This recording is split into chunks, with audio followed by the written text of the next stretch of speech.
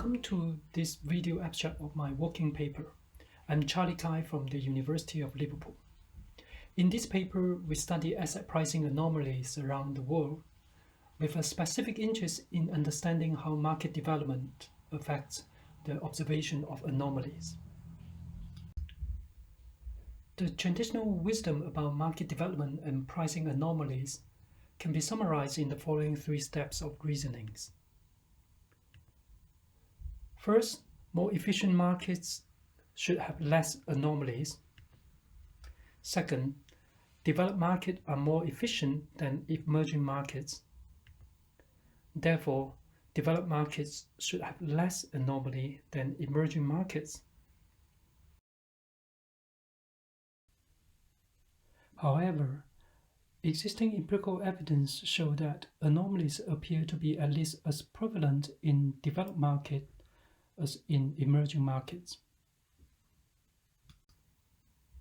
In our paper, we study 16 pricing anomalies in 25 developed countries and 22 emerging countries. We find that there's a similar level of average abnormal return in these two markets. Even more puzzlingly, when we take into consideration of the total risk of the strategy, we find that the standardized return from these anomaly investment strategies are statistically higher in developed market than in emerging market. This presents a puzzle given the convention wisdom, because existing risk model cannot explain these phenomena, nor can a limit of arbitrage or short sale constraint, because this type of explanation would suggest that emerging markets have more limit to arbitrage, and therefore there should be more anomaly rather than less. In search of explanation, we applied Hohenstein's theoretical model into the international context. The basic idea of the anomaly process can be described as the following. It starts with the gradual information diffusion, where we start with news and newswatchers gradually interpret the information, which leads to a price change in the price. Then there exists of momentum traders who, following the trend, crucially, there are two types of momentum traders, some early momentum traders and some later momentum traders. Finally, there's a correction phase where new information arrives. This creates a price path like this for a positive news. For the first two stages, there is underreaction to news, while in stage 3 there's overreactions, and the stage 4 are corrections. This pricing process can describe many different anomaly process in general. From the 1 to 3 stages are normally those type of momentum type of anomaly. From stage 3 to 4 are anomalies that normally we see as reversal anomaly. For example, asset growth. How can news watcher efficiency affecting this pricing process? What we just described, that process we can see as the medium level of news watcher efficiency. When the news watcher efficiency can become very efficient, for example, as the market become very highly developed, we will see a very quick price reaction, and therefore there's no trend to be traced and no momentum profit. So the prices are very efficient. These are normally what we see in the context of developed market, where we see the news watcher efficiency improving, we see less and less anomaly. However, what is less known in the literature or discussed in the literature is when the news watcher efficiency is very low, extremely low. In that case, because there's no news watcher to show the seed for this price trend, therefore there's no momentum trading either.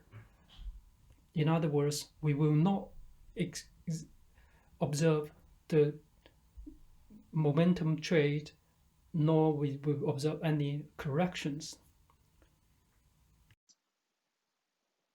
We extend the simulation analysis of the Hong and Staines paper to study theoretically the change of information diffusion speed and the resulting momentum intensity, which represent the intensity of anomaly.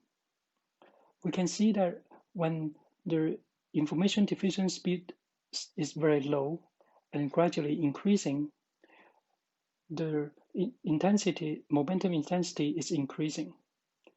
This, we call it the phase one, which is applied to emerging market.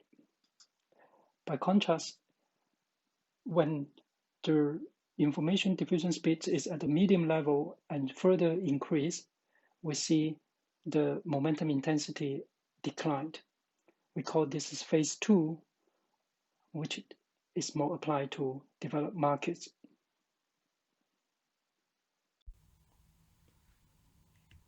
We therefore have our central hypothesis.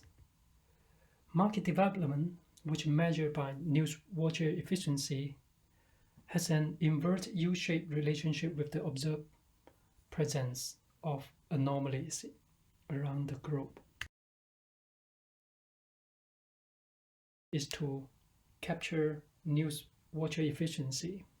In this paper, we take up 8 different proxies to quantify this information environment through different angles, which capture the amount of information or news available to the market, the quality of the information, and the ability to process those information.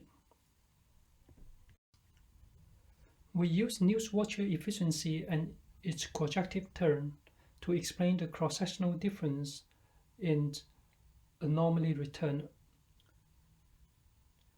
As expected, we show that there is a negative quadratic term in the regressions.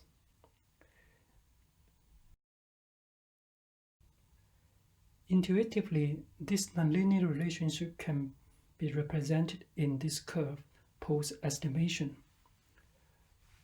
We can see that, for example, using the sophistication as a news watcher efficiency measure, the emerging markets lies on the left-hand side of the curve, but also increasing as the news watcher efficiency increase. The predicted long-short returns is also increased.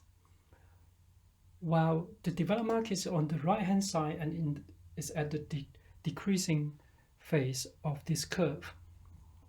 This clearly demonstrates the nonlinear relationship and explain why potentially developed market can have a higher average of anomaly return than in emerging market. We also have a host of further analyses demonstrating the robustness of the evidence and also the out-of-sample prediction of our theory, which we look at in the context of frontier market and the time series evolution of the US anomaly.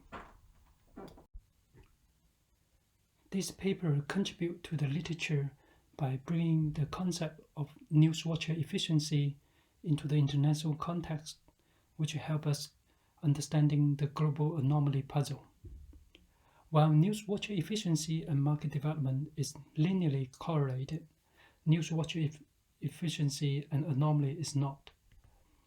The new insight is that in extreme low efficiency regimes, without news watchers sowing the seeds of price discovery and ensuring the long-run convergence of the price to fundamental, initial mispricing and subsequent correction will not occur. Therefore, there will not be anomaly to be seen.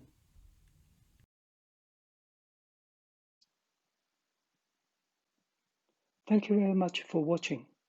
This paper is also available on SSRN. We'd love to hear your feedback.